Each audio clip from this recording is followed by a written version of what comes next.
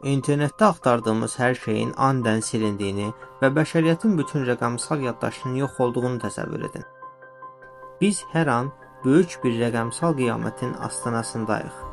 Çünki bəşəriyyətin bu günə qədər yaratdığı bütün məlumatlar, fotolarımız, bank hesablarımız, elmi kəşflərimiz və yazılmış bütün kitablarımız əslində çox zəif bir sistemə, yəni maqnit disklərinə və serverlərinə əmanət edilib.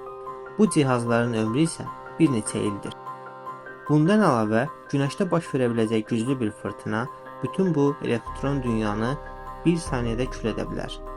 Məhz bu qorxunc ssenarinin qarşısını almaq üçün alimlər təbiətin ən qədim və ən etibarlı yaddaş kartına, DNT-yə, yəni bədənimizdəki genetik kodlara müraciət etdilər.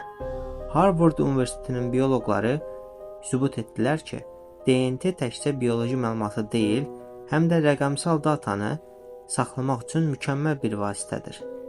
Onlar DNT-nin 4 nukleotidindən adenin, timin, guanin və sitozindən istifadə edərək rəqəmsal dünyanın 0 və 1-lərini genetik koda köçürdülər. Nəticə isə inanılmaz idi.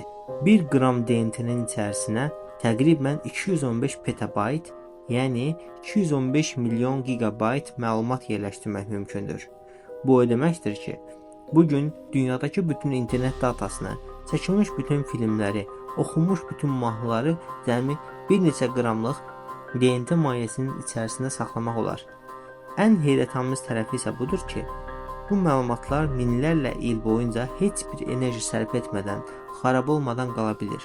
Alimlər artıq Shakespeare'in sanatalarını, Massachusetts Texnologiya İnstitutunun arxivlərini və məşhur bir neçə filmi DNT zəncirinə uğurla köçürüblər.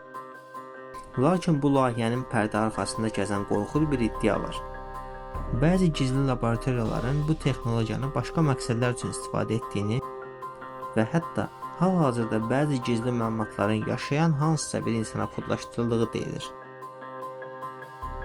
Əgər bəşəriyyətin bütün tarixi silinsəydi və sizin gələcək nəsillər üçün öz DNT-nizə yalnız bircə məlumat kodlaşmaq şansınız olsaydı, ora nəyi kodlayardınız?